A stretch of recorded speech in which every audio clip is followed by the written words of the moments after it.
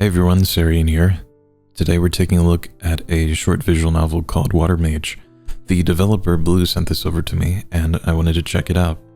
So Mage is a medieval fantasy themed visual novel and will play as a young mage who is set to become the village guardian, but not everyone is sure of her abilities. Alright, I hope you're doing well today. Let's begin.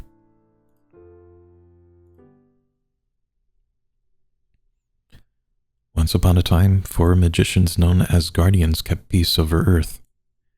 But their magic was made to serve, not to rule.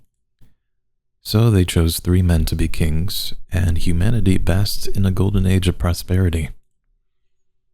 Yet power corrupts, and the 3 rulers craved a single throne. War erupted among their factions, and Earth fell into chaos. The guardians were forced to take sides, and the land split into thirds. Many years later.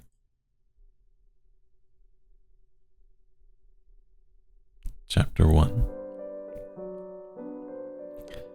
Your name is Mage. Happy 18th birthday, Savay. Today you will inherit your birthright, the title of the Water Guardian. I will step down from my position as the temporary guardian and relinquish all rights to you. After today, we will no longer be pupil and mentor, but guardian and aid. I promise not to let you down. Mage, my mentor and godfather, is a magician. For those who have studied magic in the country of Florian, the name Mage is not unfamiliar. During his golden age, Mage shaped the roots of magic theory. His title, Mage, was awarded by the late king in honor of Mage's contribution to the study of magic. But he's also a playful kind man, someone who feels like a grandfather. Or like granddaddy.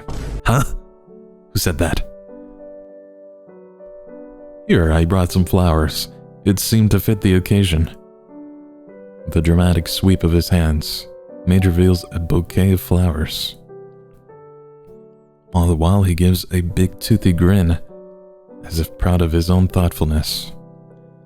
They're wildflowers, blue forget-me-nots, grandmother's favorite.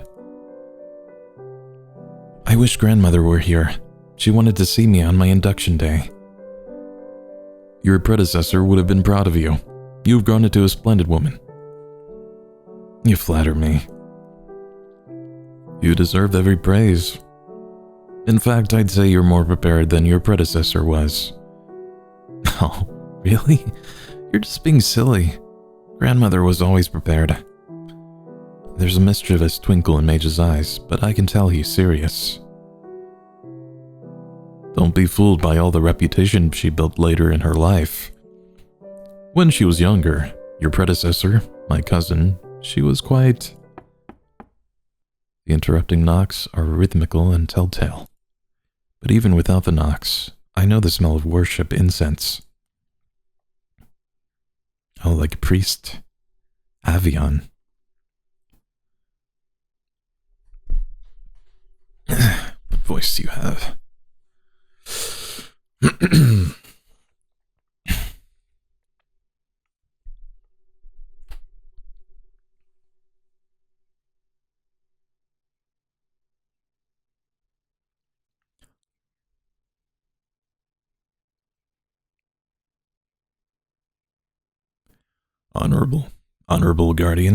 Honorable guardian. No. Honorable guardian. Avion kneels at Mage. His dark robes sweeping the floor. So dramatic. The smell of incense sticks to him like perfume. I catch a whiff of its violet scent when he rises. I apologize for my interruption, but this is an urgent matter. Lord Azura has asked for your counsel, Mage. A dead man has been found not far from the village gate, by the shores of the lake. Mage stands up straight, his eyes suddenly sharp and serious. That can't be. I kept watch last night, and there's nothing out of the ordinary. Mage and I kept watch together many times in the past, a simple task for a quiet town. But yesterday was my first day alone on night patrol. Mage thought I was ready to tackle the task by myself.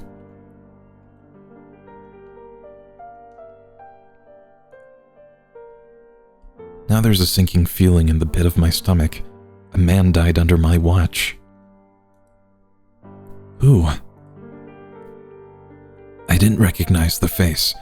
None of the clergy could identify the man. Even if we knew who it was, his body was grotesquely swollen. His features were bloated to tell. That must have meant he's been dead for days, right? Besides, beasts were feasting on his flesh when the body was found. It isn't a pretty sight. Lord Azura himself will explain the details. He's asked for Mage's private presence. Understood. Oh, wait, Mage. Let me go with you. I must speak to Lord Azura about this incident. I want to know what happened. No. Savay, you wait here. You're not yet Guardian. I am still the Guardian pro tempore. But you still have preparations left for tonight's ceremony. Don't worry, everything will be fine. Despite Mage's words, anxiety creeps in.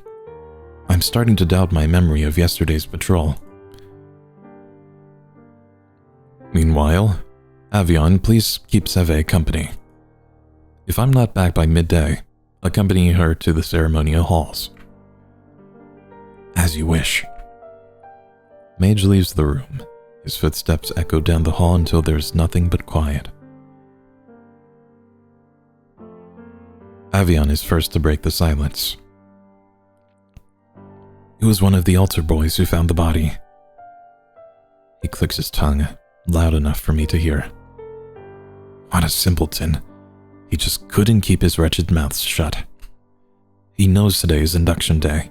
Why couldn't he wait until everything was over? But now, everyone, all of Hydrangea will learn of the body. Hydrangea? Why shouldn't they? Avion simply looks at me, his brow furrowed tightly together. You can't be serious. A dead man was found, Avion. The village, Hydrangea deserves to know. There was a potential murder, and you want secrecy? That's not the right thing to do. Savay, the village of Hydrangea is superstitious. The discovery of a corpse is a bad omen. It will be held against you. That doesn't matter. This was caused by my negligence. It was my duty as Guardian. But it does matter. Under Mage, there's been nothing but peace. And all of a sudden, a dead man washes ashore on the day of the Guardian heir's induction? I don't want... He suddenly stops, looking away to exhale a harsh breath of air. And I notice the bags under his eyes, cracked lips bloodied by impulsive biting. You're looking out for me?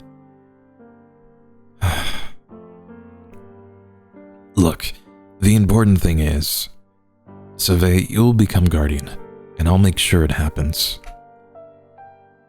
Avion wipes his forehead with the back of his hands, clearly annoyed. I know Mage will take care of everything. He's your teacher and godfather. He won't let any harm come to you. And that ends it. We can talk about this later when... Huh? Okay. Savay, congratulations! And out of the blue, another guest appears. The door slams open so forcefully that I'm concerned it may have fallen off its hinges. Kelsey? Kelsey is slightly taller than I am, seems like a giant when she jumps towards us. Oh my god. Face beaming with excitement, Kelsey embraces me in a squeezing hug. Oh, look at you. Whittle Savay, all grown up. Kelsey is so proud of you. In the din of confusion, all I can do is laugh. It feels like spring has bounced into the room, Kelsey's body warm as the sun. Really, Kelsey, no need to break down the door. How many times must I remind you? Knock first, then enter. Meh. Nalia, don't be so stuck up. I wanted to see Savay. Happy birthday, Savay. Kelsey sticks out her tongue and blows a few raspberries at Nalia. Her face is so close that I can feel her breath. Kelsey's whole body radiates joy. I wouldn't be surprised if she suddenly sprouted a tail and started wagging it with incredible speed. I squeeze her back and Kelsey lets go with a grin. Nalia collects her straying companion. I almost expect to see a leash when Kelsey returns to Nalia's side. Happy birthday, Savay. Is it too early for celebrations? Perhaps a little, but there's still the vote. Oh, the vote. That's just a formality. Mage's words, no guardian has ever failed the vote. Nalia waves her hand dismissively. Her posture is straight as a nail, chest puffed up with pride. Well, it's still procedure. They need some way to weed out unqualified guardians. You can't rely on bloodline alone. What is that supposed to mean? Kelsey slaps my back teasingly. Relax. I'm not talking about Savay. She'll be a wonderful guardian. And that aside, Mage and Avian already make up 2 votes. Let's see.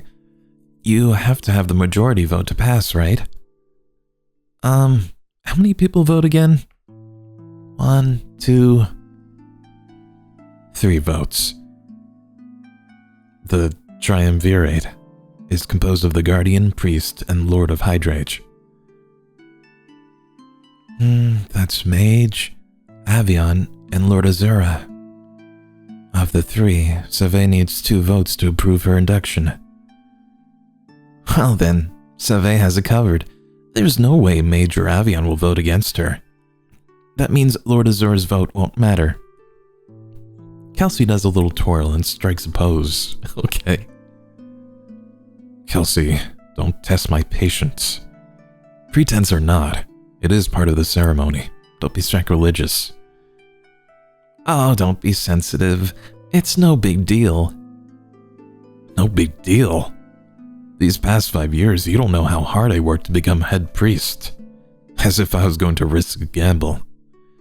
As if I was going to have some idiot from the monastery cast a wrong vote. Yeah, we've heard this story 1,000 times. Your hard work has been duly noted. What a good boy. Don't be so condescending. Oh, is this embarrassment that I sense? I thought you liked attention. Why, you little... Avian tenses like a spring, and I place a hand on his shoulder. I've seen enough of their bickering to know when it's best to intervene before things get out of hand. But Kelsey takes a step forward, showing no intention of backing down. Calm down, Father. Save your outbursts for the sermons. I'm sure you'll need it to wake the sleeping parishioners.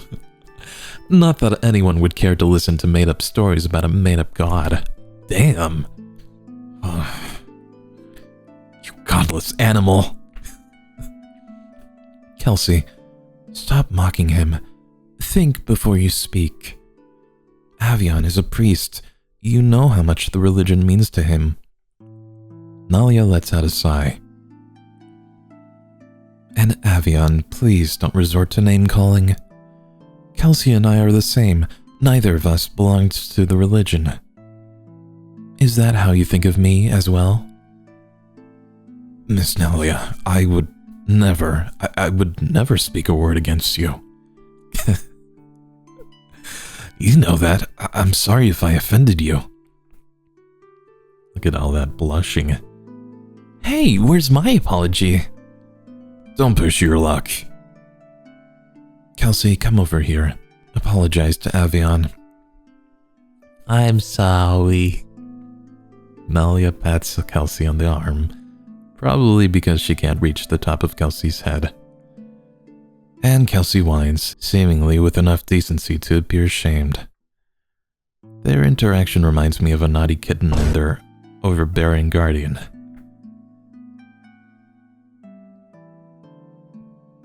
Don't ask me to say that again. I'm exhausted.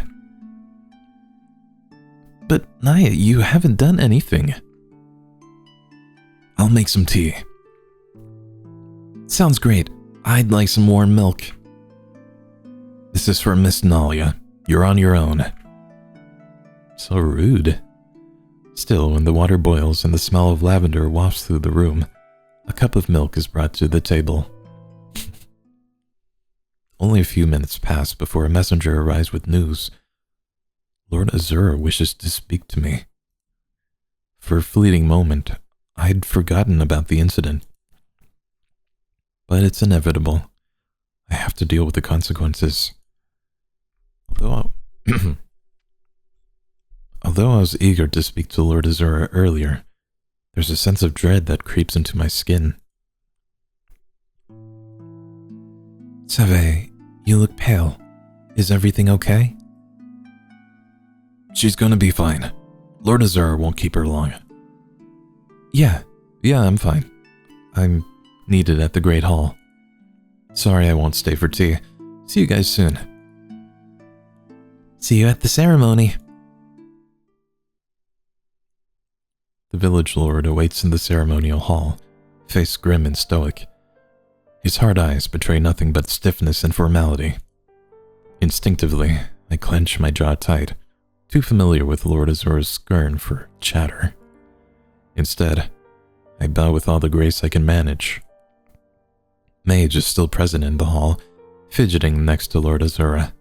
His face lightens at my entrance. Savay, Lord Azura and I had a long discussion about the distressing incident. Just horrible, especially so on induction day. For some reason I don't trust him.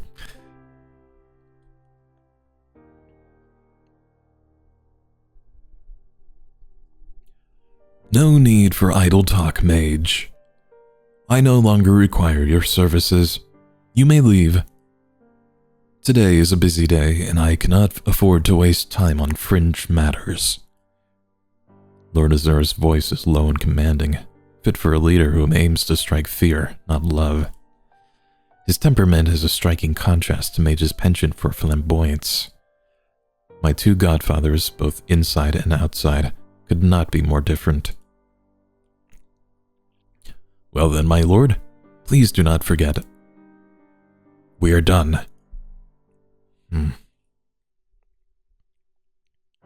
As Mage leaves, he tries to flash a reassuring smile, but only manages an awkward grimace instead. Once the door closes unceremoniously, Lord Azura turns to face me. Godchild, I would have preferred to see more of your grandmother in you, but the day has come. I remain silent, trying my best to hold my tongue. Mage deludes you, fills your head with incessant chatter. But as flippant as that man is, Mage is powerful, I admit. That is why I keep him close, use him to the best of his abilities. But what can you offer? Your magic pales in comparison to Mage's, let alone your grandmother's. Yesterday was your first night watch, and a man has died. Lord Azura. His eyes pierce into mine, cold and accusing. Please, Lord Azura, I only want to do right. That's your single redeeming quality, your perseverance. But I cannot, in good conscience, leave this village in your hands. I will vote against you in tonight's ceremony. Something inside me cracks. Lord Azura, you were there since the beginning. You know that I've tried my best. If this is your best, then quit. With mediocrity, you'll only endanger this village.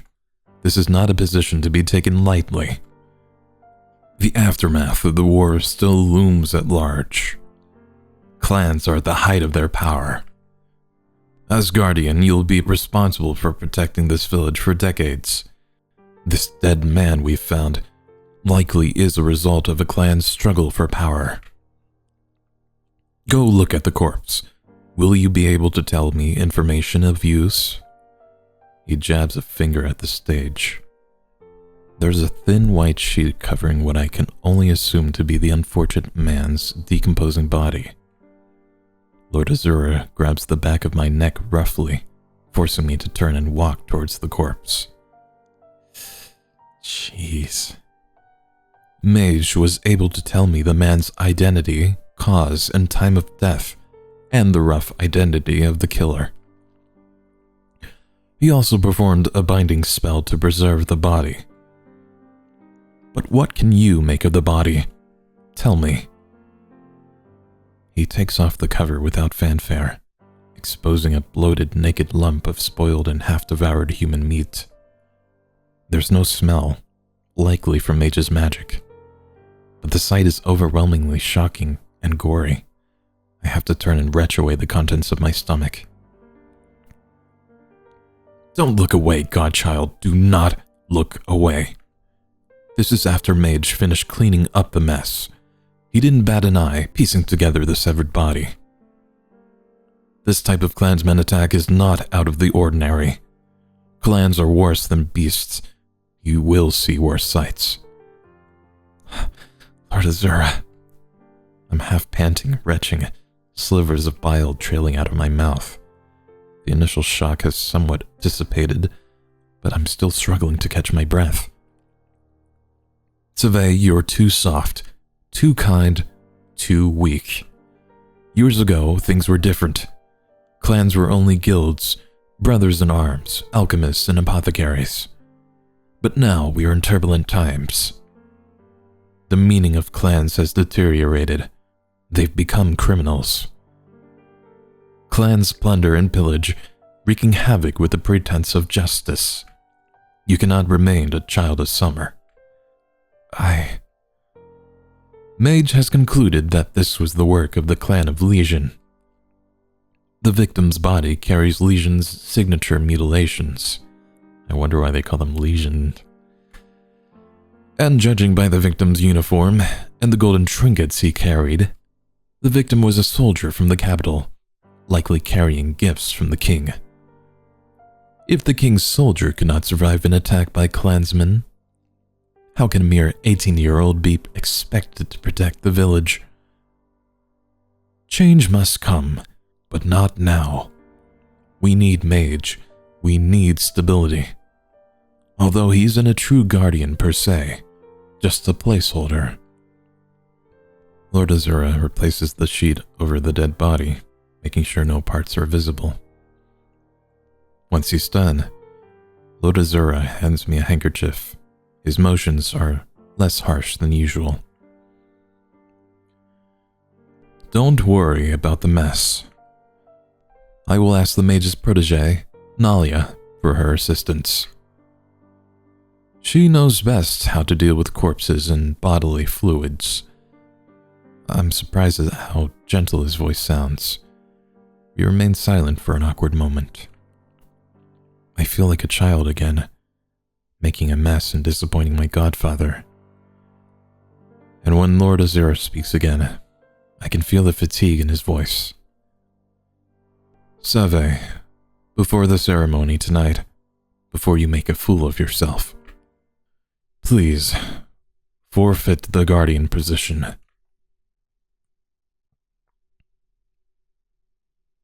Chapter 2. I swear to God if this is a setup. The room is empty. The sunlight seeping through the windows feels lukewarm. I heard from Nalia. Although Nalia had my best interest at heart, I hoped she wouldn't tell Mage. What happened between the two of us was nothing but shameful. Lord Azura ordered me to give up the guardian position. It's not the first time he said something like this. I shouldn't have expected anything different.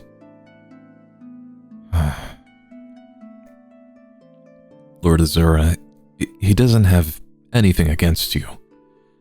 He just... Mage pauses, as if unsure what sort of comfort to offer.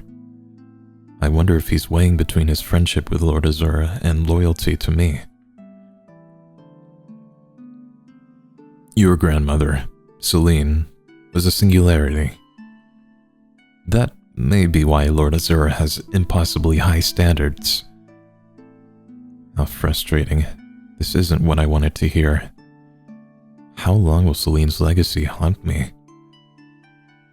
I may never be half the magician she was, but I don't intend to give up the guardian position. Celine entrusted me with the village. I made a promise to her. I do not think Lord Azura would vote against you. He's not a cruel man. He would never embarrass you in front of the village. Mage puts a hand on my shoulder, as if trying to encourage me. In the unlikely event that I am mistaken, and Lord Azura votes against you. Lord Azura is one of 3 votes. Avian and I will overturn his decision. Everything will be okay. Trust me. There's a sense of finality in Mage's voice. But there's something else weighing on my mind. What about the corpse? The corpse? Oh, the body found this morning. The image of the dead soldier is still freshly imprinted in my mind. He came to enjoy festivities, sent by the king to witness the induction ceremony. Instead, he was brutally murdered by a clansman. Do not worry. Avian ordered the clergy to keep their lips sealed. No one will speak of the incident, at least until the ceremony is over. But it was the work of a clan. There may be danger. Shouldn't we be cautious? An isolated incident does not demand an immediate solution. We can deal with it tomorrow. Lord Azura agreed to this decision. But it doesn't feel right to hide something as important as this. We must set priorities. The induction ceremony is less than an hour away. This is not the time to incite fear. Maybe I'm being paranoid. Maybe Mage is right. He's much smarter than I am. Let us... What? Sounds of explosions echo off in the distance. Screams scatter like leaves in the wind. I'm lying flat on my stomach. It takes me a moment to understand what happened. Mage? Mage is on his knees. He looks unhurt, but his eyes are wild. Are you injured? No, I'm okay. That didn't feel like an earthquake. No, it was not an earthquake. This is magic. Magic? Is this the work of clansmen? Perhaps, but I know this magic. Savay, stay here. Several unlikely scenarios run through my head. Magic users are few and far between. If a magician is attacking Hydrage, that narrows down the list of suspects. But I don't have time to think about that. There's real danger. And I remember Lord Azura's words. As Guardian, you'll be responsible for protecting this village for decades. But I cannot, in good conscience, leave this village in your hands. I don't know what's going on, but it's my duty as Guardian to protect the village. My legs are shaking, but I managed to push myself off the ground. As I turned towards the door, Mage suddenly grabs my arm. Wait! There's a hint of desperation in his voice. You are not Guardian yet. You have not gone through the ceremony. You do not have... Mage, I can't think about the things I don't have. I'll never be Celine. But that doesn't mean I should stand around while Hydrate. My village is being destroyed. That's not what I meant. Let us divide and conquer. You may have noticed, but the spellcaster is distances away. His magic comes from the opposite direction of the Great Hall. I've noticed, even with my mediocre powers, I can sense the source of magic. Something powerful emanates from the outskirts of the village. To attack innocent people while hiding from afar. The spellcaster is a coward, someone who cannot bear the consequences of his actions. But regardless, this magic is formidable. Do not needlessly face danger. As the guardian, you must prioritize the villagers' safety. The villagers are gathered in the great hall for the ceremony. While you evacuate the villagers, I will apprehend the attacker. Do you understand? Mage doesn't want me to fight the enemy. He's asking me to focus on the villagers. What should I do? What do you mean, what should you do? Get them to safety. Mage is right. I must protect the villagers. This is not the time and place, but I just noticed all the little cats scattered around. You're right. I'll make sure nobody gets hurt. You made a wise choice. I will apprehend the perpetrator. Do not come for me unless I call for you. Do you understand? Yes. Please be careful, Mage. You as well. There's a tug of apprehension in my heart, but it's best to let him go. Mage is strong. He alone is worth 100 men. It's eerily silent when I reach the great hall. A suffocating feeling of dread creeps up my back. Maybe everyone evacuated. Maybe no one is hurt. But that's foolish thinking. Oh shit. The hall is destroyed. Under the rubble are bodies, pale and unmoving, swallowed by pools of blood. Instinctively, I avert my eyes, unable to stomach the grotesque view. At least this time, I stop myself from throwing up. This can't be... But I compose myself. Try to compose myself. Think of Lord Azura. What would he say? Savay, you are too soft, too kind, too weak. You cannot remain a child of summer. I'm not soft. I'm not kind. I'm not weak. I know what to do. I know what to say. I am here, your guardian of Hydrage. Those who can hear me. My voice falters. My words will reach no one. Savay! Huh? Thank God you're safe. Her radiance's protection is with you. Avion signs a cross over his chest. He looks unscathed. You're okay? Where's Lord Azura? Lord Azura and I were here, preparing for the ceremony. He asked me to fetch something from his room, so I left. But I ran back as soon as I heard the explosions. Nalia and Kelsey? I don't know.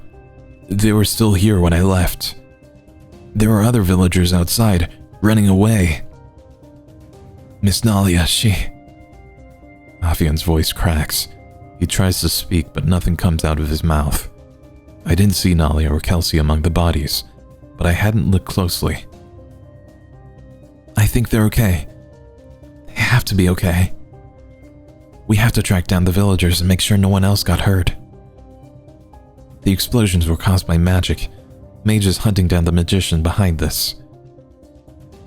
A magician is attacking Hydrage? That can't be right. Everyone knows that Hydrage is under Mage's protection.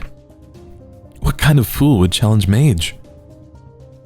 We don't know if the attacker is alone. They may have an army. Can you protect yourself? Yes, I brought something with me. What? Hold on. Sorry, that caught me off guard. Where did you find a gun? It belonged to my brother. When he passed, the military allowed us to keep his revolver. I know no one outside the military can own firearms. But Lord Azura pulled many strings. He wanted to keep his son's memento. I've never thought about using it, but it was just there in Father's room. Do you know how to use it?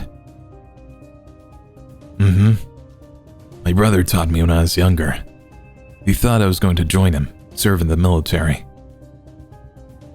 That was a long time ago. Anyway, what's your plan?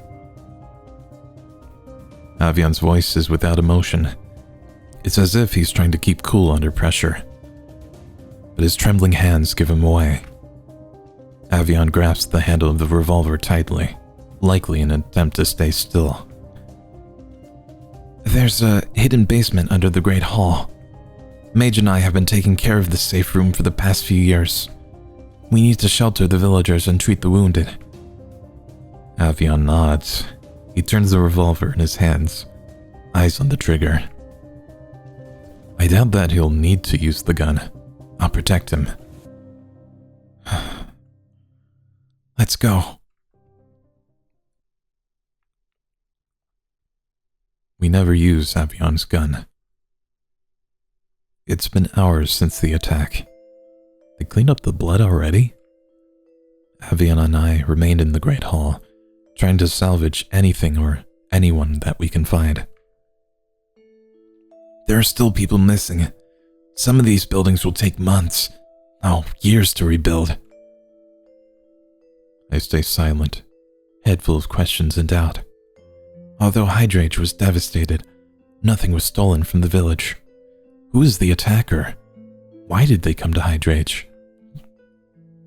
I should have taken the dead soldier as a sign. We should have postponed the ceremony to search for suspicious activity. This disaster could have been prevented. But what's done cannot be undone. I found more villagers. They were shaken but unhurt. Thankfully, Nali and Kelsey remained unscathed. Hours after the explosion, Avion and I found them distances away from the Great Hall. As soon as we spotted each other, Kelsey broke down into a sobbing mess while Nalia hugged us wordlessly. You should have let us come with you. No, you and Savay had work to do here. Nalia had volunteered to survey the outskirts for survivors. Avion and I stay behind to calm frightened villagers and perform first aid. How's Kelsey? She's asleep. Today's events took a toll on her. About today. Nalia hesitates, as if unsure what to say. It was thanks to Kelsey that both of us avoided the worst. Thanks to Kelsey? What do you mean?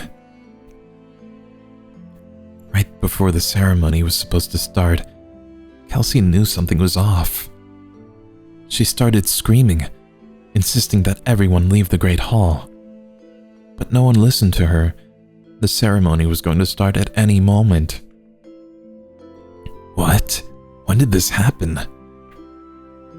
This was after you'd left the Great Hall.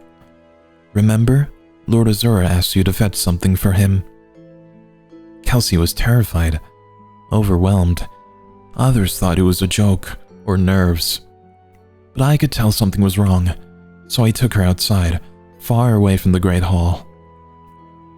I figured we'd just apologize to you later, Savay. I thought for sure we were going to miss the ceremony. Only a few minutes had passed when we started to hear explosions. By then, Kelsey was overcome with terror. I couldn't force her to move. We hurried back once the explosions died down. That was when we ran into the two of you.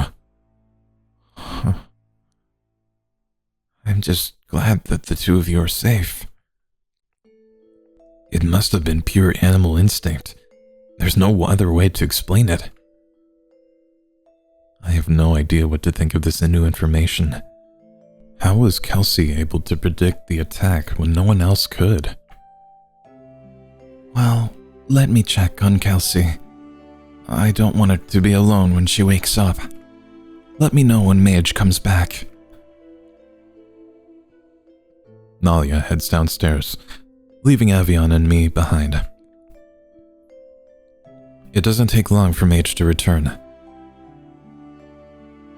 Mage, you're safe. What happened? Who is behind the explosions? You captured the enemy, right? It was the clan of Legion. Or more accurately, it was the clan leader Legion. Legion. Lord Azura mentioned that name earlier. According to Lord Azura, the dead body found this morning had Legion's signature mutilations, which means the clan of Legion was probably responsible for last night's murder. A clansman attacked Hydrage? It's difficult to imagine clansmen inside Hydrage. Mage is one of the most powerful magicians in the world. Only a fool would attack a village under Mage's protection. Legion has left Hydrage. He won't be back. Curiously, Mage bears no sign of battle, free of blood or bruise. You let him leave? You couldn't capture him? Bring him to justice? He's the one responsible for everything. The villagers. He was not a force to be reckoned with. Not a force to be reckoned with? You're ridiculous. Look at yourself. Did you even try to fight him? All is behind us. There is nothing that can be done. All is behind us? Avion's face burns crimson. His features contort with suppressed anger. Avion, it's not that I don't share your sentiment, but we need answers. Let's calm down and listen to Mage's story. I too hold doubt over Mage's actions, but I want to deal with the events that happened instead of pointing blame. Forgive me. Mage, as always, tries to avoid conflict. Apologizing and taking blame seems almost second nature to him. But as if Mage's apology serves him as a trigger, Avion snaps. In a flash, Avion strikes out and seizes Mage by the throat. What? Say that again, coward. Tell that to the villagers who lost everything. Tell them that the almighty Mage wouldn't kill that scum. Avion, stop this. Hitting Mage won't solve anything. I grab Avion, trying to break the two men apart. Get out of my way, Savay. Avion shoves me aside and tightens his grip around Mage's throat. Mage isn't resisting or saying anything, which makes it worse. Avion, you're not thinking clearly. I'm perfectly aware of what I'm doing, but what was Mage thinking when he let Legion go? Put your hand down. Don't do anything you'll regret. He has a fucking gun. What would Nalia say if she saw you like this?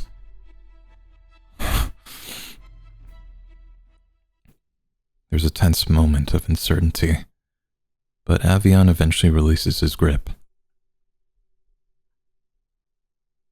Mage, please explain to us. What happened between you and Legion? Savay, you and I must speak in private.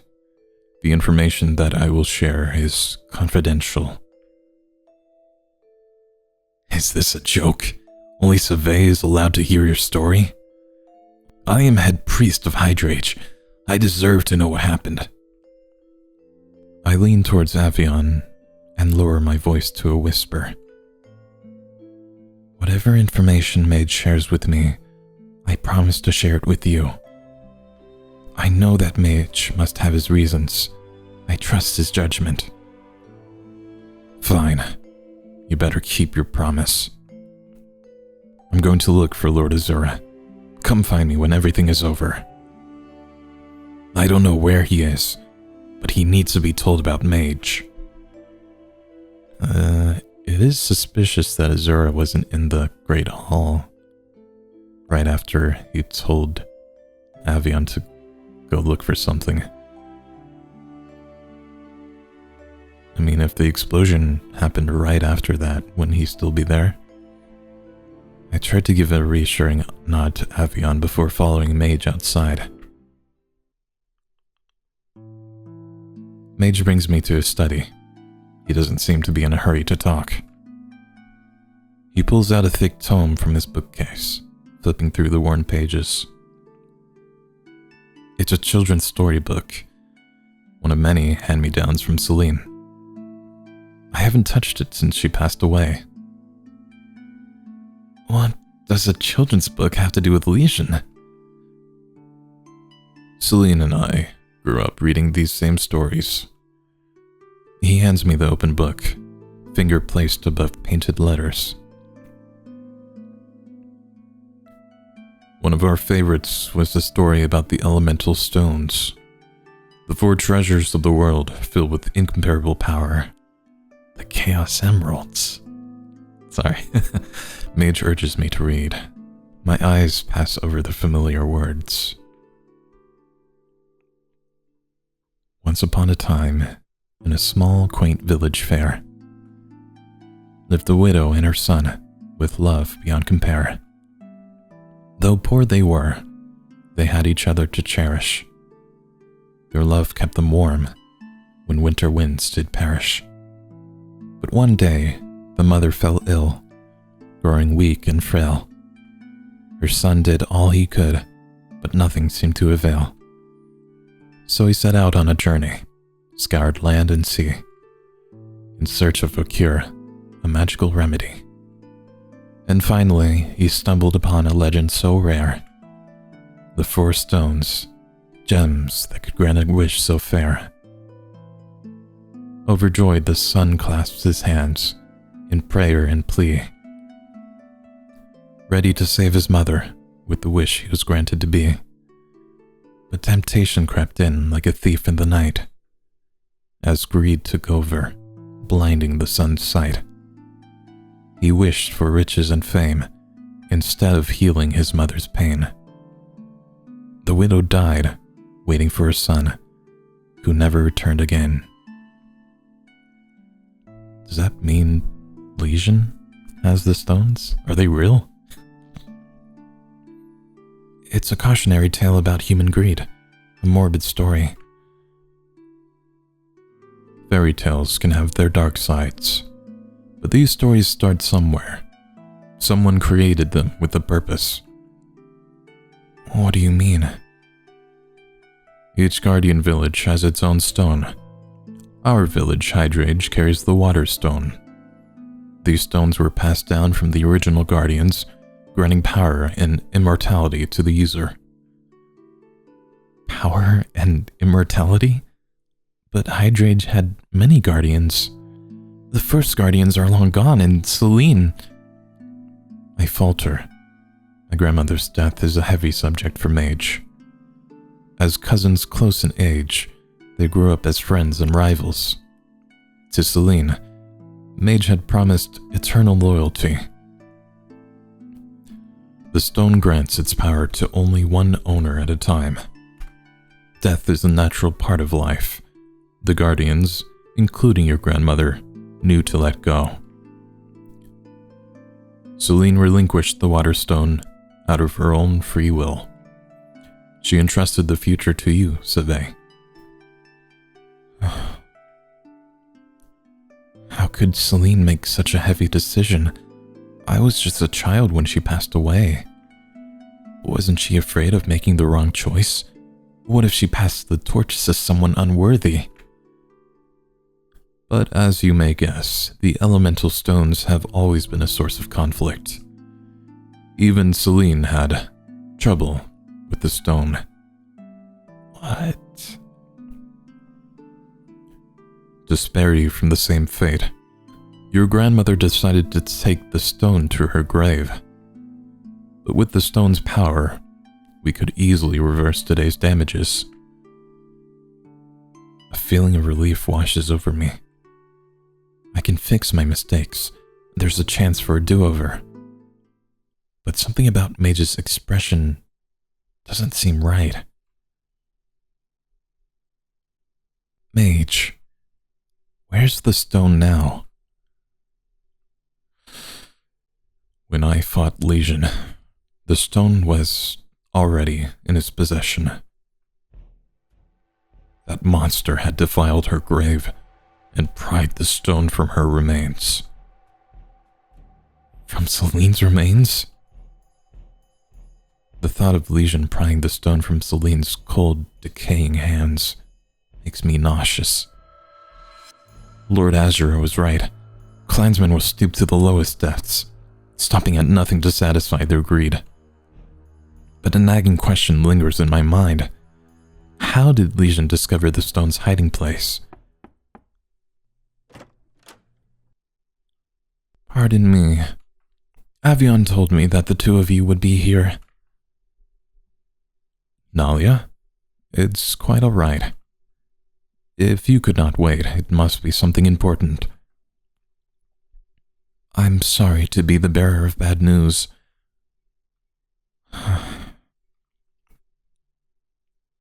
Lord Azura is dead. His body has been discovered.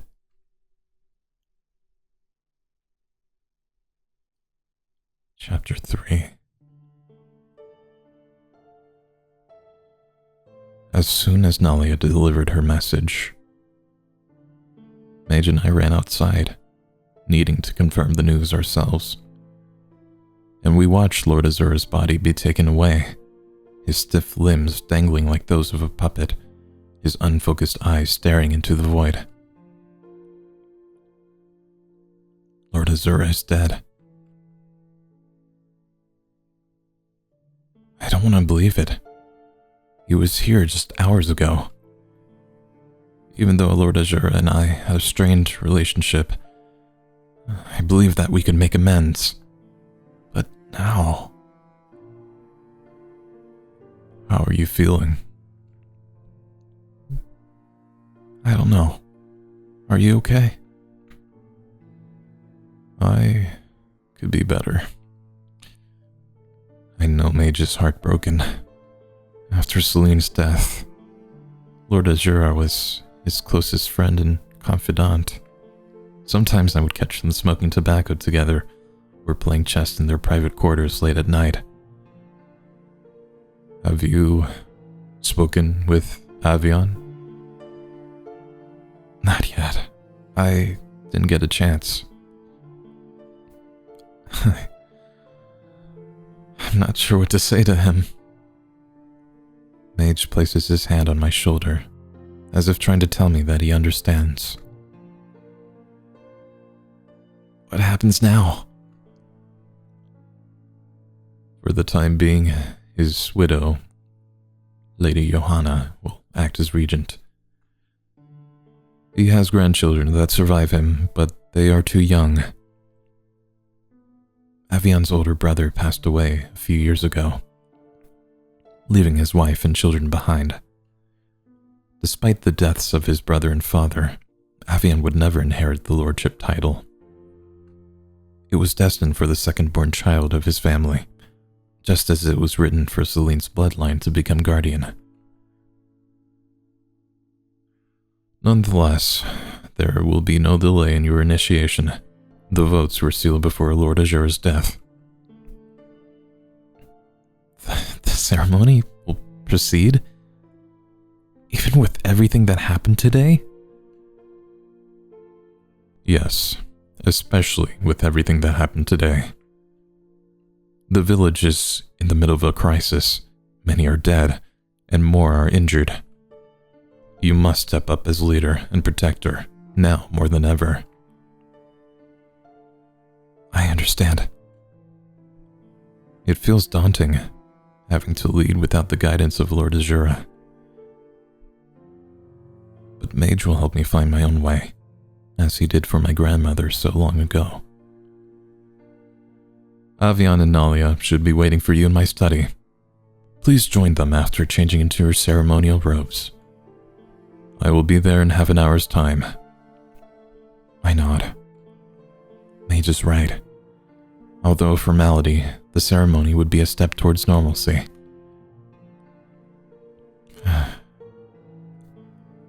Mage. I'm sorry that I wasn't there to protect him. Lord Azura was your godfather. He swore to protect you, not the other way around. Standing in front of Mage's study, I can hear Avian's voice beyond the closed door.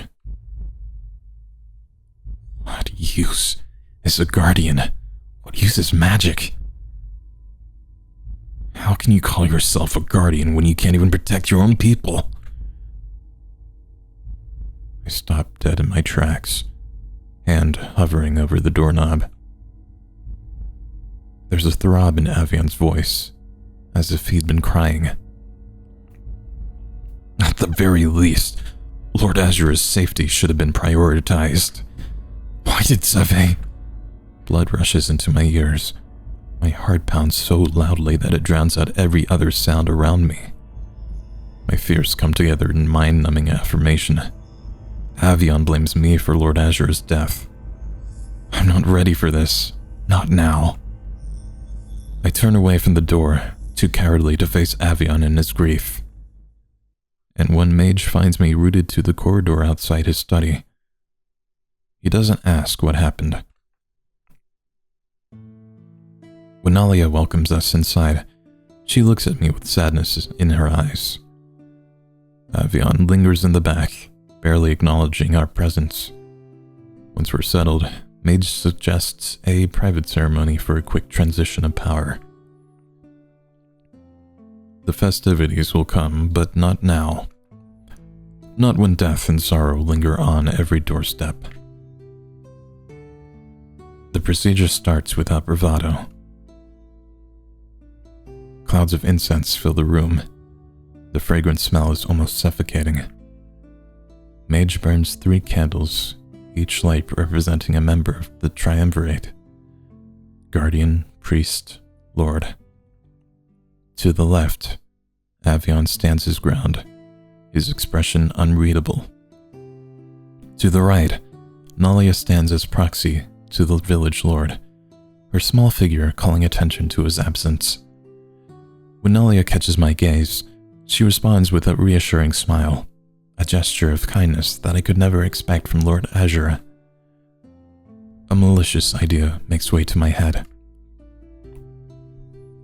With Lord Azura gone, there's no one left to oppose me. No pushback, no obstacles in my way. But the mere thought twists my stomach into knots. What's wrong with me?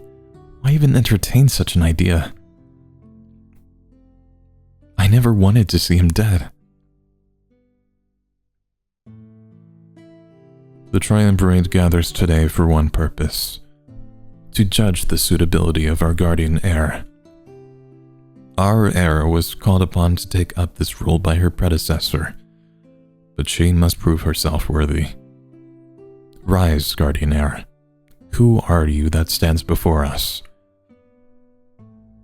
I am Savay, granddaughter of Serien, disciple of Mage, a magician of the 2nd degree. Where does your allegiance lie? My allegiance lies with the village of Hydrage. What do you come to swear? I swear to protect the weak, to pursue justice, and to serve the liege lord in valor and faith. I pledge, fully aware that I've already broken my promises. Nalia steps forward, clutching a sealed wooden box. 3 votes. The guardian, lord, and priest have considered your qualifications. Guardian heir, do you swear to accept your fate with finality and repose? I swear. Nalia breaks open the seal. She draws out a single vote. Nay, one of the triumvirate has voted against the guardian heir. Lord Azura's last parting gift. It was expected, but I can't help but feel bitter. Even in death, Lord Azura taunts me with his inconsiderate vitriol. Nalia places the ballot on the table and plunges her hand again into the box. Her every movement is smooth and without waste. But at the last moment, she hesitates before reading aloud the second vote. She turns to look at me, and I understand. Wait! Nay. 2 of the triumvirate have voted against the guardian heir. 2 vetoes. A majority vote against me.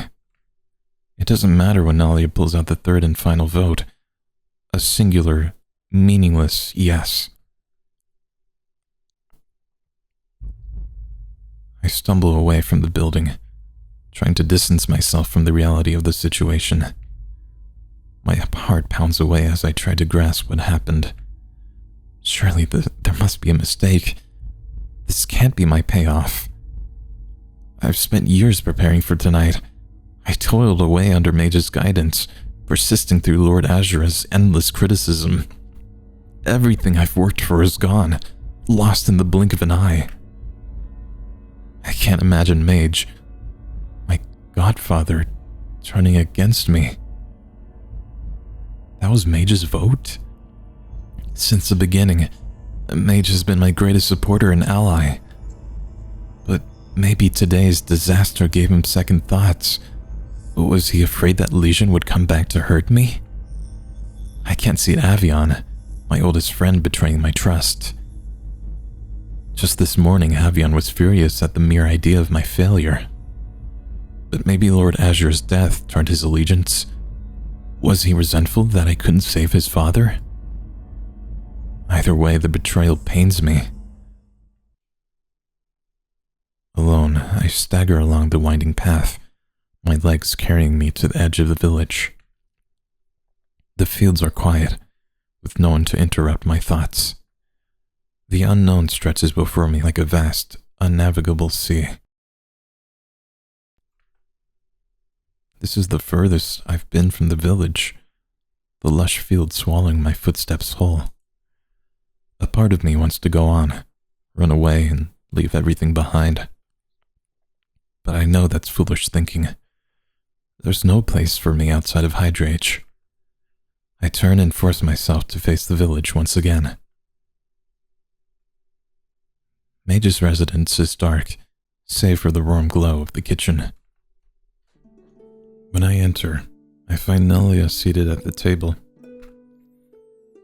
Savay, I was about to go looking for you. How are you feeling? Did you want something to eat? The chef left food for us. No, I'm fine. Where's Mage? He's at the mortuary, saying his last goodbyes to Lord Azura. But more importantly, you've barely eaten anything today. There's no way you're fine. Being hungry will only make you feel worse. I don't have any appetite, but Nalia hands me a bowl of soup. The seafood bisque is hearty, filled with crab and shrimp. I recognize it as the dish that was prepared for the post-ceremonial feast. The chef sends her regards. I dismissed her for the day so she could spend time with her family. She lost her husband today, but... Savay, you saved her son. He was one of the villagers that you pulled out from the debris. I doubt that he would have made it without your help. The family wanted to thank you for saving his life.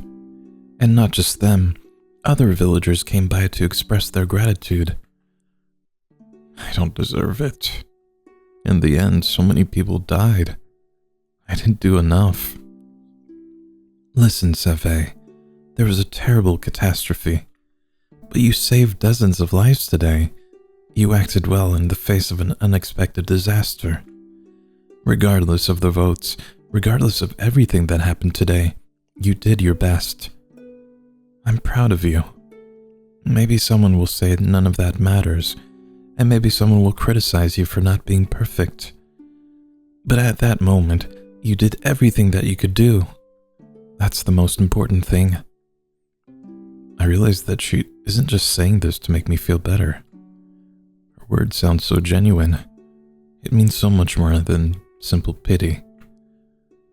You've been through a lot today. If you need anything, just let me know. I'm here for you. Thank you. I appreciate it. Are you turning in for the night? No, there's something else that I have to do tonight. I need to talk to Avion. Nalia looks surprised by my words, but soon nods in agreement. Do you want me to go with you? He should be out on patrol. No, I should talk to Avion alone, even though I'm not sure what I'll say. I at least owe him an apology. His father died under my watch. Avion wants you to be happy. I know he does, even now. So don't be afraid to tell him how you really feel.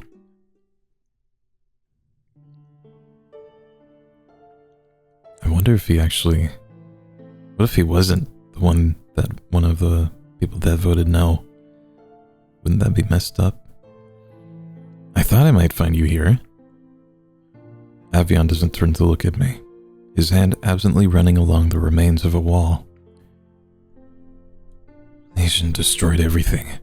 I was hoping that at least this place would be spared. This guardhouse seemed like a castle when we were kids. For an instant, something like nostalgia flits across Avion's face, but it disappears so quickly that I wonder if I've imagined it.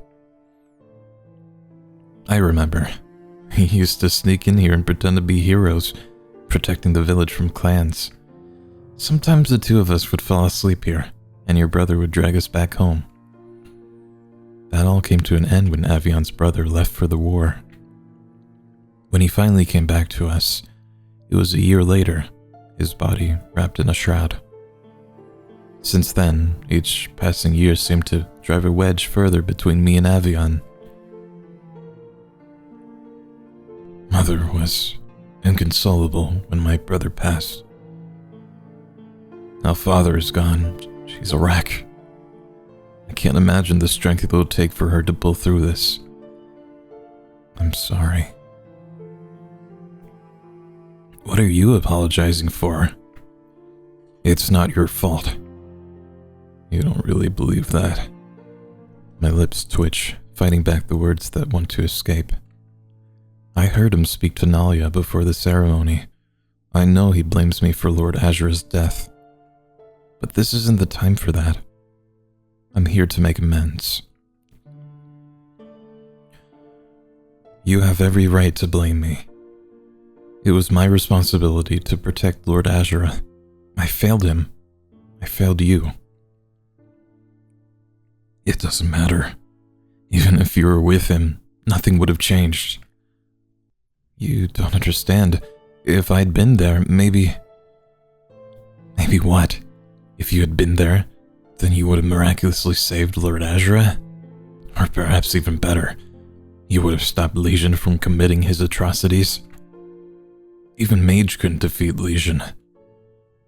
Everything's over. We lost. Lord Azura is gone. No point dwelling on what could have been. The way he dismisses my failure hurts. It feels like he's refusing to let me mourn his father with him. Did you vote against me? As soon as the question leaves my lips, guilt turns me nauseous. But the anxiety of not knowing is worse than my fear of the truth. Me?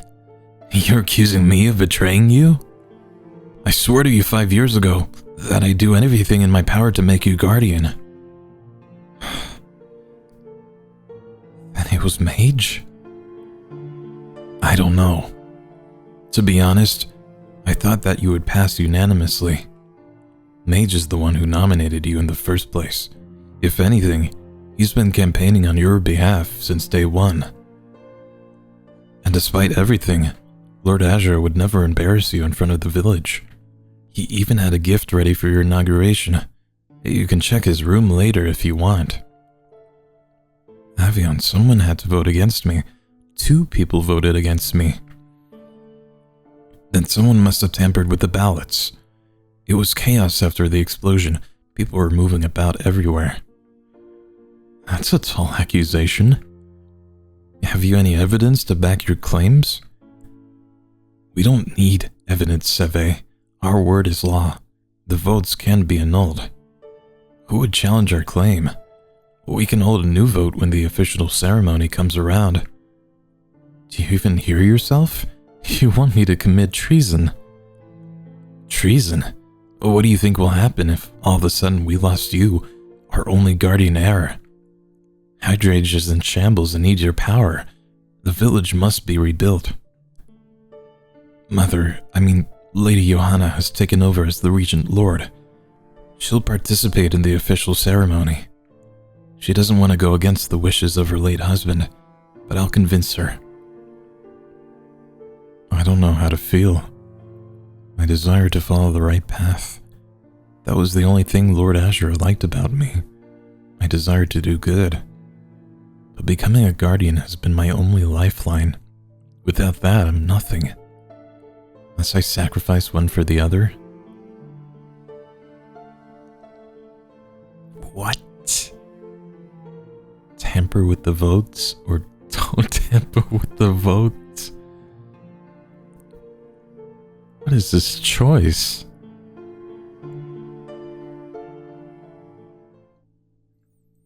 I don't know. I kind of want to do it just to see what happens. Screw it. You're right. This is the only way. We have to hold another vote.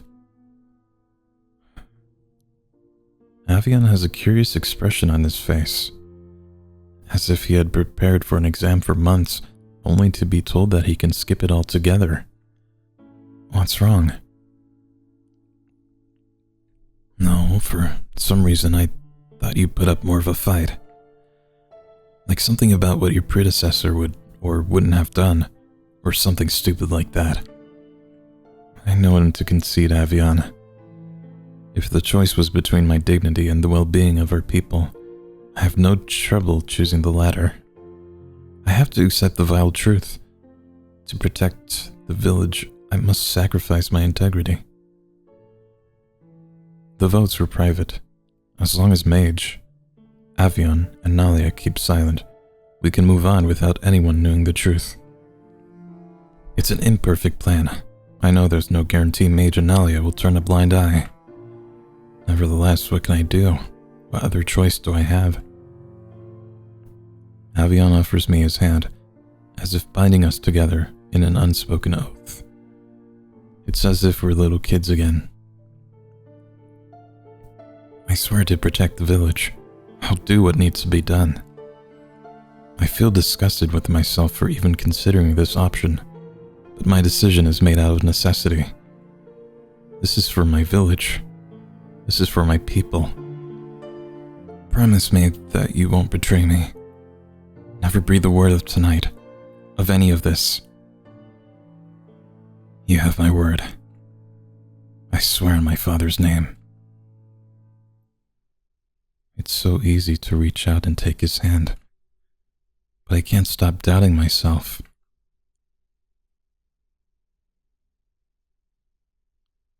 Chapter 4.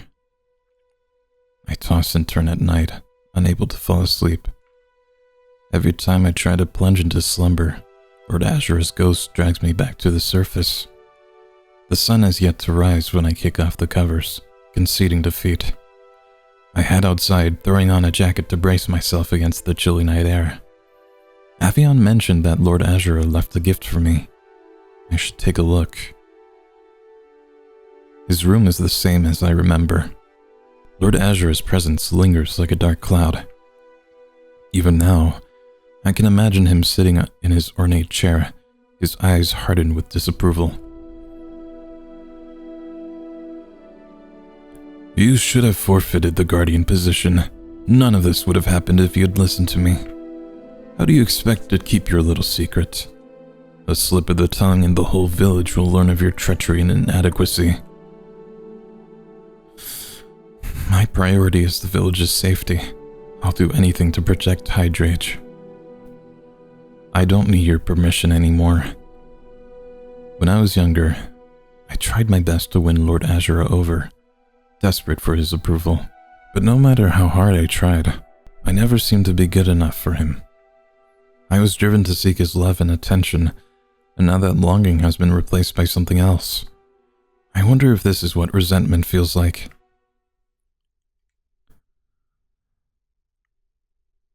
I can't believe we're gonna rig the vote. I wake with a start, my mind racing with remnants of a forgotten dream. It takes me a moment to remember where I am. I'd fallen asleep in Lord Azura's chair. Good morning, sweetheart. A woman who I've never seen before stands beside me, her green eyes glittering like ice. There's an imperceptible accent under her silky voice. I can't quite put a finger on the origin. Good morning. Pardon me, I don't think we've met before. My name is Illyria. I came on business matters, but I didn't expect someone to be here. What would the lady of the house say if she saw you collapsed in her late husband's bedchamber? My face heats with embarrassment. I rise quickly, straightening the chair back to its original place. Miss Illyria, please forgive me for my manners. Did Lady Johanna send you here? No, my employer asked me to collect an artifact. He's a troublesome man. Even though I had offered to make the trip for him, he insisted on leaving me behind. And just as I expected, he ended up leaving his work half finished. I shouldn't have let him go alone. Had I come here in his stead, there wouldn't have been a need for a second visit today. A second visit? There's only been one visitor in the past day. I rushed towards the bedroom door and yanked the handle, a sense of dread gnawing at my mind. No way. Where are the guards? The staff of the manor? Surprising that such an unremarkable face houses a quick-witted mind. Though I suppose there's always an exception to the rule. My body reacts before my mind even registers what's happening, as if some primal part of me knows to take cover. I leap backwards as a glint of steel flashes through the air. The knife misses my cheek by a hair's breadth. Not bad. Not bad at all. What a pleasant surprise. I'll have fun playing with you. All pretense of courtesy gone, Illyria sneers at me like a predator staring at its prey. Legion sent you here. It's not a question but a statement. Her arrival this soon after Legion's attack can't be a coincidence. That's right, darling. I'm Illyria, underboss of the clan of Legion. My sentimental leader has forbidden me to kill, but this can be our little secret. After all, dead men tell no tales. Like lightning, Illyria jumps towards me, aiming her dagger straight. But the moment she takes a step forward, I summon a shield of water to block her attack. This time I'm ready to counter. What do we have here? A little magician? You must be dear Savay, the poor guardian heir. Illyria lets out a shrill laugh, her expression contorted into something carnal. I heard that Celine picked you personally. Let's see what makes you special. Jeez. In a flash, Illyria strikes me with her blade, inflicting shallow wounds through my defenses. Despite her swagger, Illyria's footsteps are silent and precise. She makes the least movement necessary for her attacks. She's quick. Without my magic, I would stand no chance against her. But with every passing second, the scale tips towards Illyria. Every cut she makes, every drop of blood she draws seems to feel her strength. It's as though she's accustomed to a magician's battle. I slide across the room, narrowly avoiding Illyria's relentless attacks. But trying to dodge a dangerous rush of blows, I collide with Lord Azura's nightstand, sending it crashing to the floor. As the drawers spill open, a single keepsake box tumbles out and scatters across the room. Impulse taking hold of me, I reach for the debris and scoop up the small box. Unexpectedly, the instant my hand wraps around it, I feel a surge of power flowing through my fingertips. Is it the gun? Wretched witch, so that's where... Illyria lunges forward, her knuckles white as she grasps her blade. But she's too slow.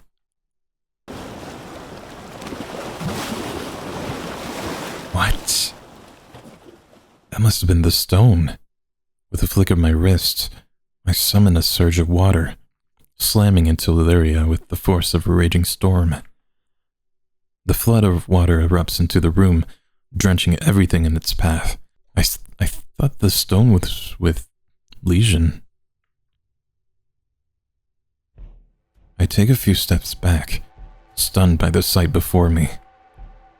I've never cast a spell this large or powerful before. That senile old man. Who would have thought he'd leave it right here? Plain for the taking. So be it.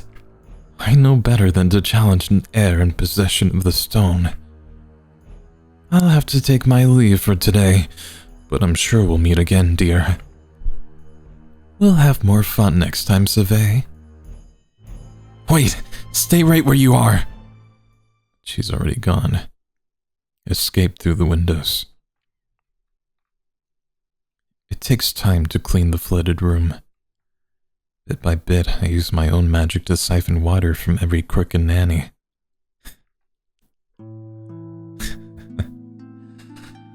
I turn over the mysterious box, fingers twitching in desire to grab and make use of that unknown power. But on further inspection, the box is secured with a lock. I could tear the seal with magic, but it leaves a bad taste in my mouth to destroy something that belonged to Lord Azura.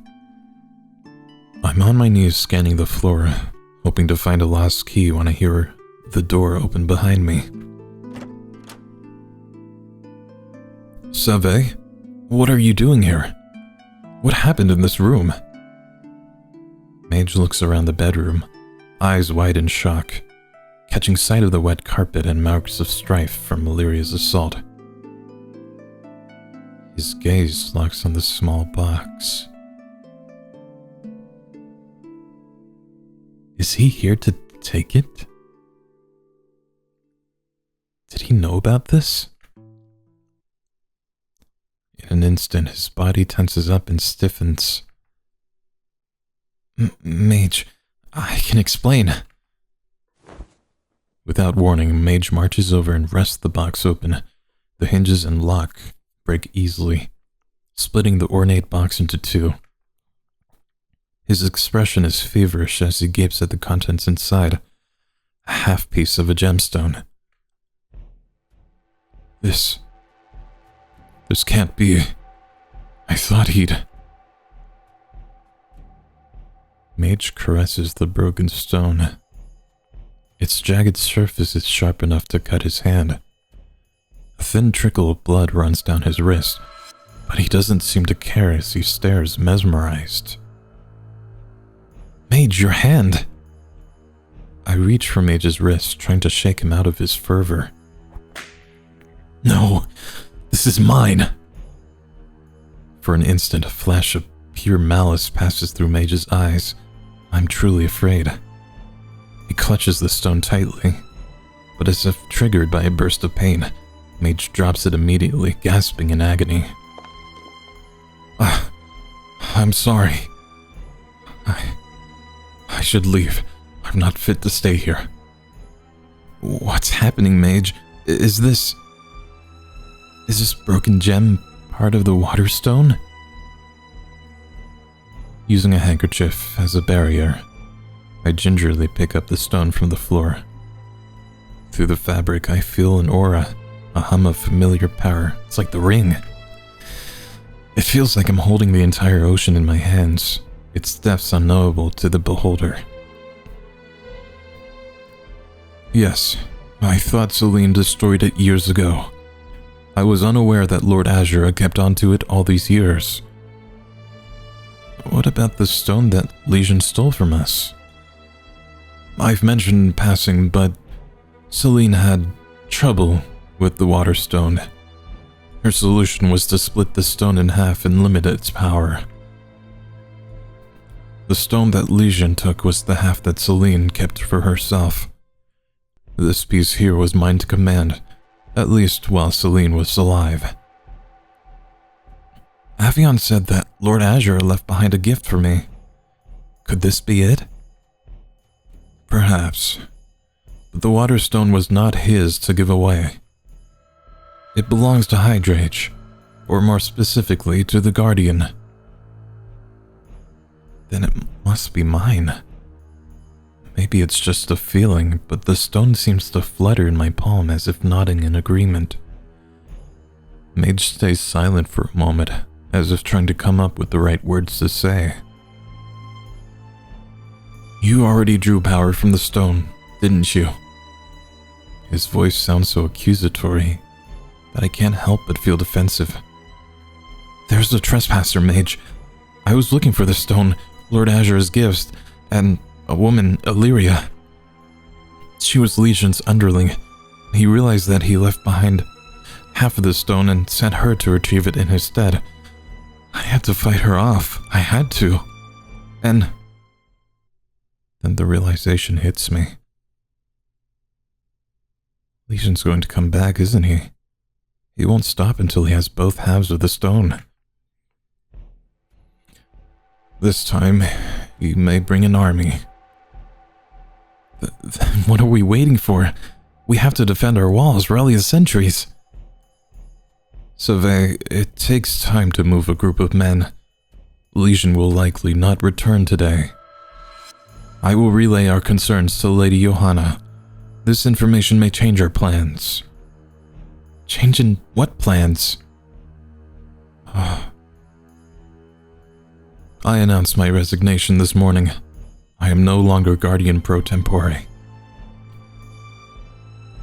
My head jerks up, eyes wide in shock. This is a possibility that I hadn't even considered. Someone has to take responsibility for yesterday's fiasco. I failed to stop Legion from taking the water stone. Now he may return for the other half. Mage, you would go to such lengths for me? I beg your pardon? I'm afraid I do not understand. Mage, you and I are the only magicians of Hydrage. No one else could possibly take over as Guardian. If you step down as Guardian pro tempore, that means I must become the next Guardian. I must apologize if I gave you a false notion. It's okay. No one else knows about yesterday's votes, right? This way we can keep everything a secret. Savay, everyone knows about the vote. Yes, we held a closed ceremony. However, the villagers were aware of its happening yesterday. The villagers saw you running out of the ceremony in tears. You did not return to your room until well past midnight. People put together two and two easily. All warmth drains from my face. Then why? What's going to happen? Who else can protect the village? Lady Johanna invited external candidates from the capital. This morning she asked me for a list of recommendations. I taught at the capital for years, after all. Oh, how can an outsider care for the village? If they've never stepped a foot inside Hydrage, how can they put the good of the village above them? You have to stop, Lady Johanna. You can't let this happen. I've pleaded with Lady Johanna, but I refuse to accept it. I'm not going to be replaced. I can't be replaced. Serien entrusted me with Hydrage. Her legacy can't end like this. At this moment, I do not have a solution. My hand clenches around the jagged stone. I can feel my pulse quicken against its cool surface. You're a coward, Mage. I turn on my heels and stride out the door. I don't want to stay here any longer. Not with Mage. Wait, Savay, the water stone. Should I hand over the stone as well? So you can thrust it into the hands of some stranger? Or do you plan to wrench it out of my hands and use the stone yourself? No, Savay. I would never. Then why did Lord Azure keep the stone a secret from you? Why did he gift it to me and not you? Just let me go. I need space to think, alone. Savay, please. I leave, not bothering to wait for Mage's answer. I make my way out of Lord Azure's manor, back into the courtyard, and to the village outskirts. Hasty ideas bubble to the surface of my mind, each one worse than the one before. I don't know how much time has passed when a whistle interrupts my train of thought. Oh, it's Kelsey. Hail to you, Savay. It's Kelsey waving her arms as she runs to greet me. Her glee seems foreign, a jarring contrast from her state of panic yesterday. Kelsey, are you feeling better? Oh yes, I'm perfectly fine. I don't know what came over me last night. Nalia had mentioned that Kelsey seemed possessed, fearful of something unknown, moments before Legion's attack. It was as if she knew something terrible was going to happen. But just before I'm about to ask her about the incident, something else catches my eye. A horse, one of Nalia's best, grazes at a near distance. The steed carries loads on its back, as if preparing for a long journey.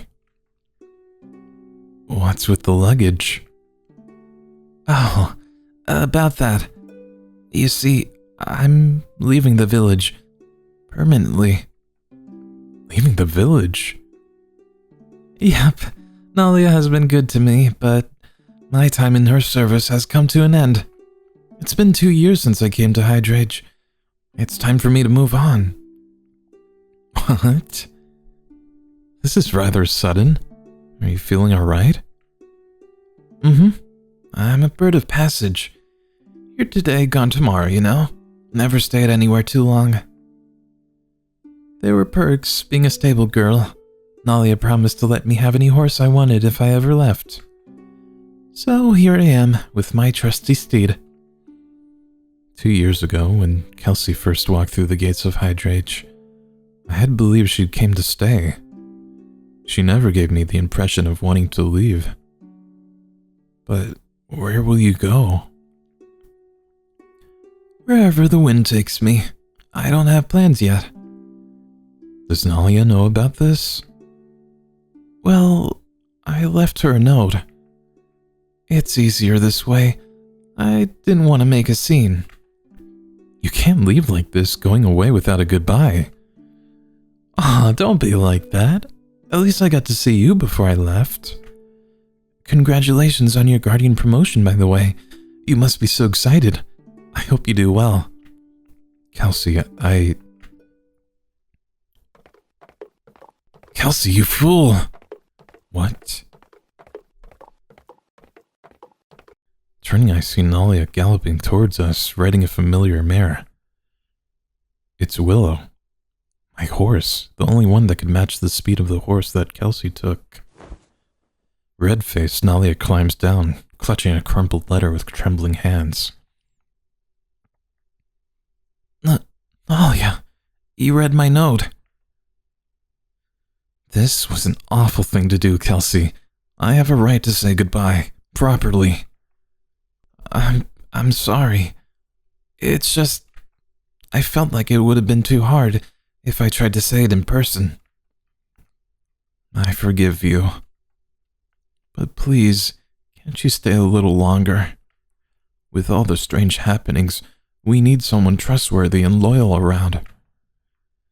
Well, I'm not so loyal, am I? if I decided to run off without a word. Nalia sighs, smoothing her hair as she catches her breath. It's not just for my sake. Savay needs all the support she can get. She failed the induction ceremony. Nalia's soft words could have easily been an explosive outburst. The rush of humiliation is worse than anything I've experienced in the past. Why did she have to blurt it out like that?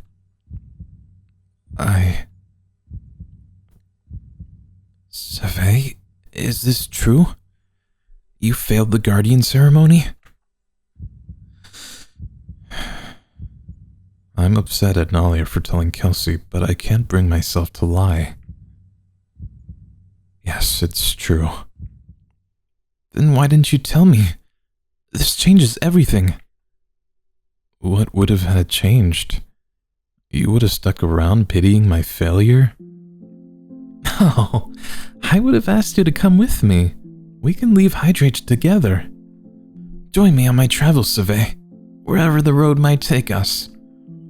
Kelsey is beaming at me, her expression genuine. Don't joke around, Kelsey. Savay isn't going anywhere. I'm serious. Look, if Savay isn't the guardian heir anymore, she has no responsibility to the village. She's free to do whatever she wants. It's perfect timing, actually. Come on, Savay. Let's go. Kelsey turns and whistles, urging the horse to come to her. She counts on her fingers as if gauging whether there are enough supplies for two. Nothing's final. Savay wasn't renounced from her position yet. The village needs Savay, guardian or not. Nalia, there's no point in beating a dead horse. Why should she stay with a village that rejected her? There are plenty of opportunities out there, places that would appreciate Savay for who she is. Magicians are a rare commodity after all. Savay has a responsibility to the village. Mage needs her. Avion needs her. Lord Azure left this village in Savay's hands. Really? Well, they should have voted for her when they had the chance. Kelsey speaks as though it's obvious what needs to be done, as if it's only natural to leave Hydrate behind. But there will be consequences. If I turned away from the village at its most vulnerable time, I would truly be severing my ties. Hydrate would be on its last legs, with Mage as the only defender if Legion returns. What? We can just leave? That is crazy, though.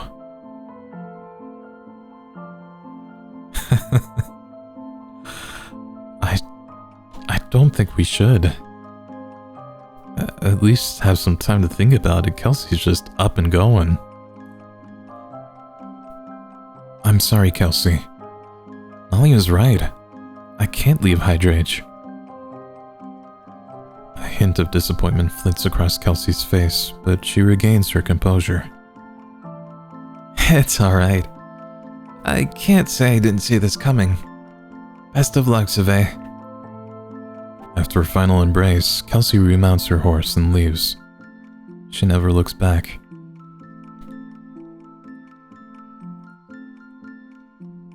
Nalia is silent, echoing the emptiness left behind by Kelsey's departure. I take this opportunity to ask her the question that's been burning in my mind. You said that I haven't been renounced from the guardian position yet. Is this true? Oh, that's right. You don't know.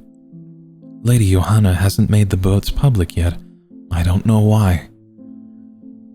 I'm grasping at straws, but hearing Nalia's words fills me with what-ifs and maybes. We didn't rig the votes yet, did we?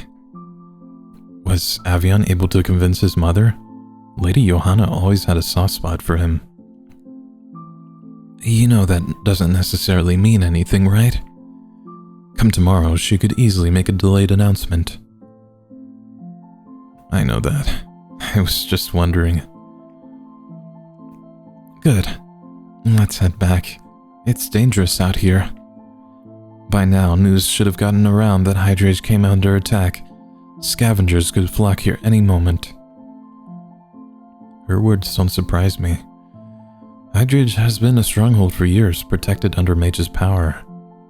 Knowledge of her downfall would spread fast, and the news would excite those with the potential to profit from it. At best, inquisitive neighbors may wander into her territory. At worst, bandits will come in search of loot. Who's on night patrol tonight? No one. We don't have the manpower. Too many are injured or dead. Instead, we'll close the gates and double the guards. That means no one will be guarding the perimeter. I'll stay out here. On an empty stomach, while sleep-deprived? No one's expecting you to be the sole defender of our home. That may be. It's for my own peace of mind. Alright. If this will make you feel better, I won't stop you. Hurry back. You need to eat, or you'll faint out here. I retrace my usual steps, the same path that Mage taught me to follow every night. Nothing is out of the ordinary. Yet the more I walk, the more a growing dread gnaws on my insides.